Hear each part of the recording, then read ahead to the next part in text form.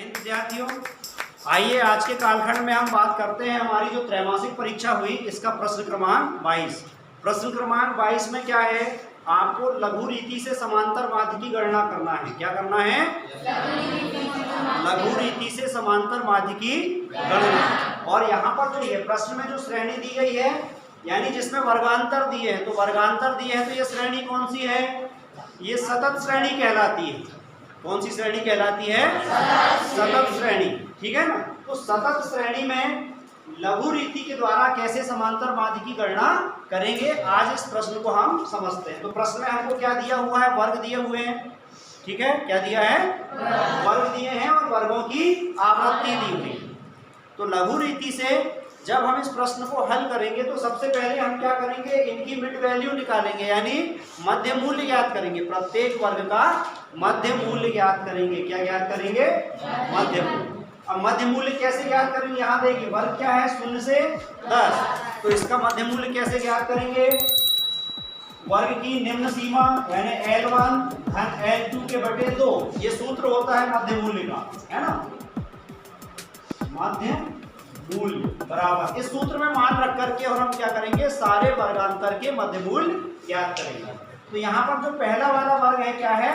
0 से 10। तो 0 धन 10 बटे 2, यानी 10 बटे 2, अर्थात 2 का भाग 10 में दे दे तो 2 पंजे 10। यानी पहले वाले जो वर्ग है, पहले वाले वर्ग की मिड वैल्यू या मध्य मूल्य कितना आएगा?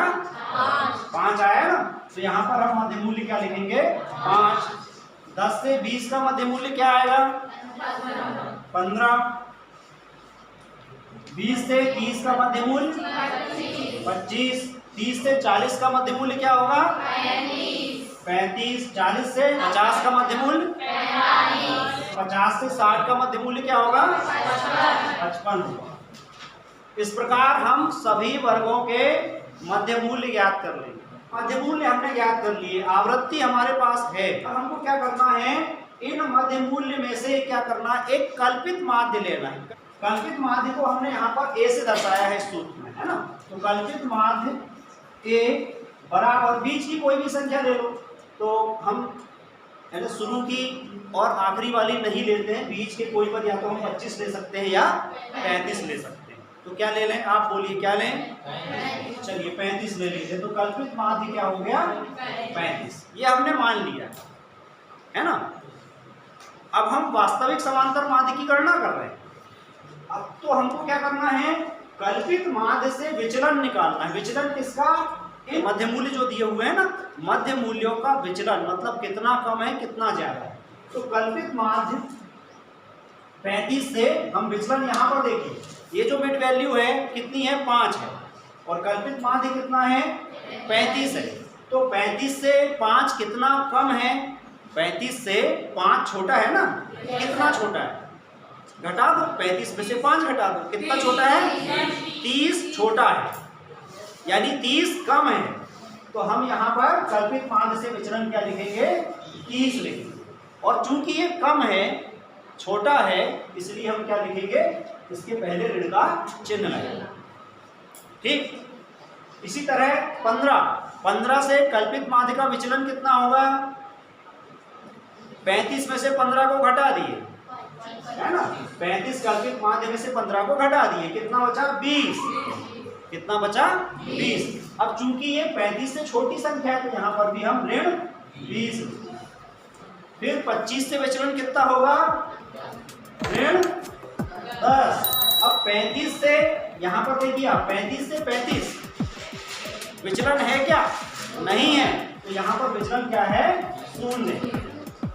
35 और 45 का विचलन कितना होगा? 45। अब 45 बड़ी संख्या है तो 45 से आप क्या करोगे? 35 को घटा दोगे। तो घटा दें, कितना हो गया?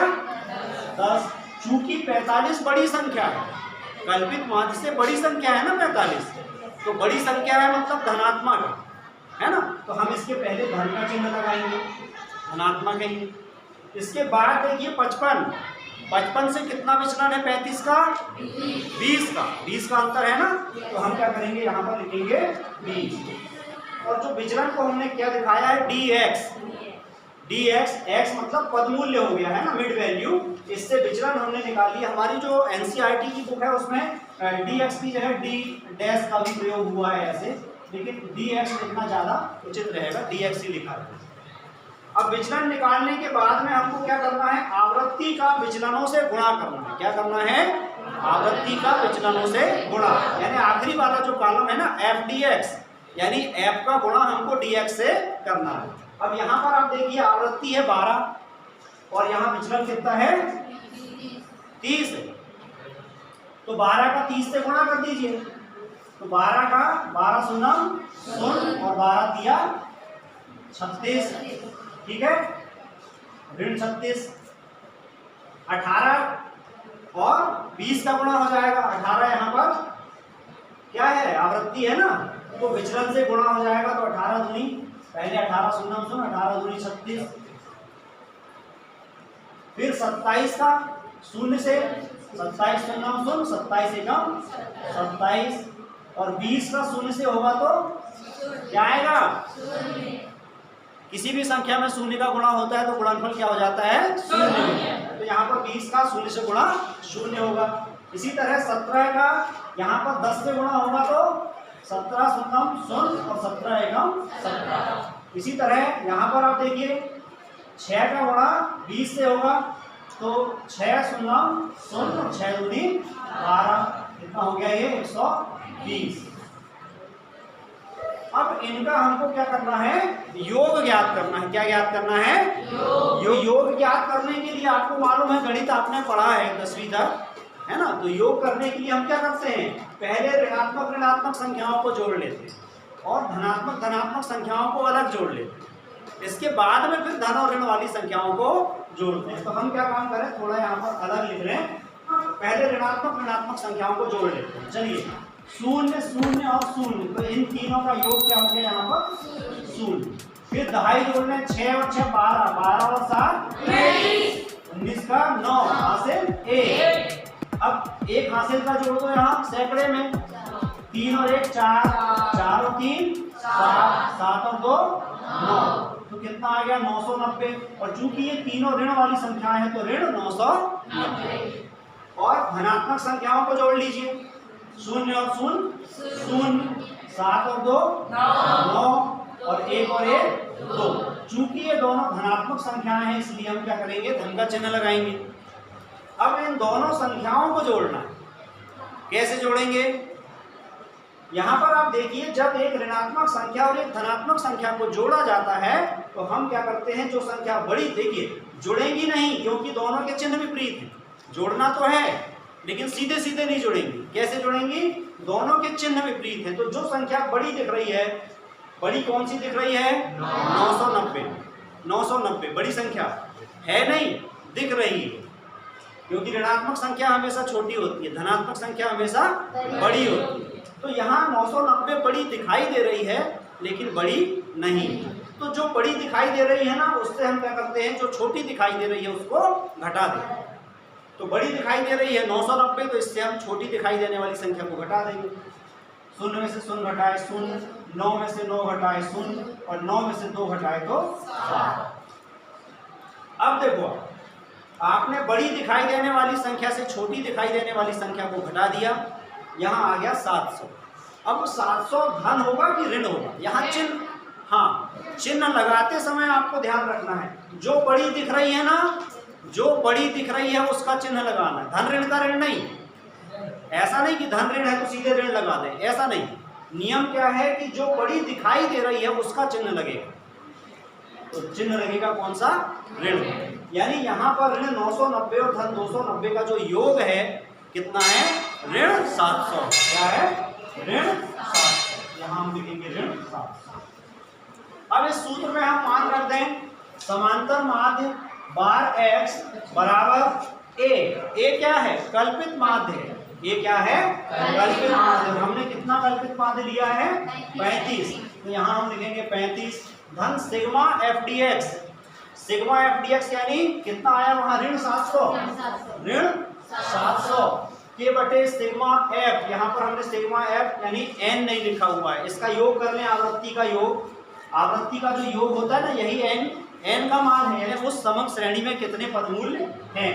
तो 2 और 8 10 और 7 17, 17 और 7 24, 24 और 6 30 का शून्य हासिल 3, 3 और 1 4 और 1 5 और 2 7 और 2 9 और 1 10।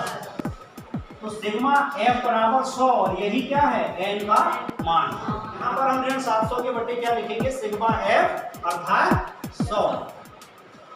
अब बार x बराबर 35।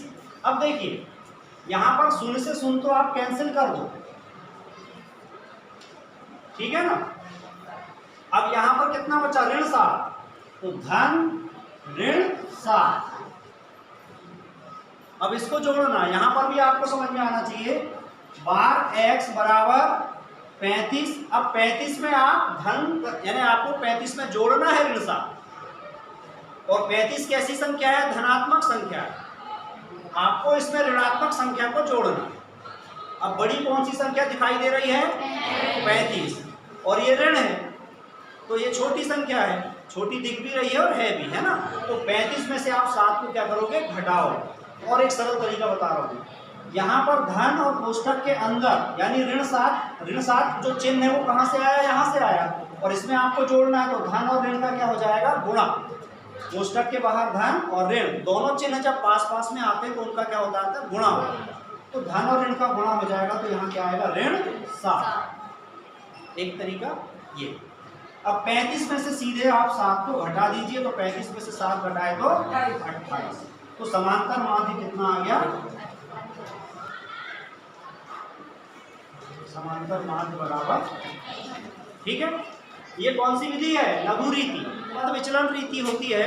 पद विचलन तो हमने यहाँ से निकाला ही है ना, कल्पित माध्य से विचलन हमने निकाला है, और इसके बाद हमने क्या किया है गुणा किया है। तो जब हम यहाँ पर गुणा करते हैं ना, तो गुणा करते समय क्या होता है हमको संख्याएं बड़ी बड़ी मिलती हैं। तो ऐसी संख्याओं को छोटा करने के लिए हम इनके समापवर्तक से क्या करते हैं भाग कर देते हैं। जैसे हम अगर सब में 10 का भाग कर दें, सभी में 10 का भाग कर देंगे तो यहाँ क्या आ जाएगा 360 की जगह 36 होगा, यहाँ 360 की जगह 36 होगा, यहाँ 270 की जगह क्या होगा 27 होगा, यहाँ पर 17 होगा, यहाँ 12 होगा। तो हम एक और लाइन आगे बना के, एक खंड और बना के, लेकिन उसमें विधि का नाम बदल जाता है, वो विधि कहलाती पद विचलन विधि। तो पद विचलन विधि में हम ये जो सिग्मा f dx है, इस योगफल को छोटा करने के लिए सब में एक समान संख्या से भाग करते हैं, ठीक है। और उस संख्या को बाद में क्या करते हैं यहाँ पर गुणा c। इस सूत्र का प्रारूप क्या हो जाता है यहाँ पर गुणा c मतलब वो जो समापवर्तक हमने लिया था जिससे भाग किया था, उसके हम वापस यहाँ पर गुणा करते हैं। तो आशा है आज के इस वीडियो में आप जो समांतर माध्य ज्ञात करने की लघु विधि है इसको अच्छी तरह समझ गए होंगे। समझ गए कि नहीं? अब इसी तरह के और प्रश्न आप कर सकते हो ना। तो हमारे आज के इस वीडियो को लाइक करें, शेयर करें। चैनल को अभी तक आपने सब्सक्राइब नहीं किया है तो सब्सक्राइब कर लीजिए। मिलते हैं अगले वीडियो में किसी नई विषय वस्तु के साथ। तब तक के लिए नमस्कार, जय हिंद।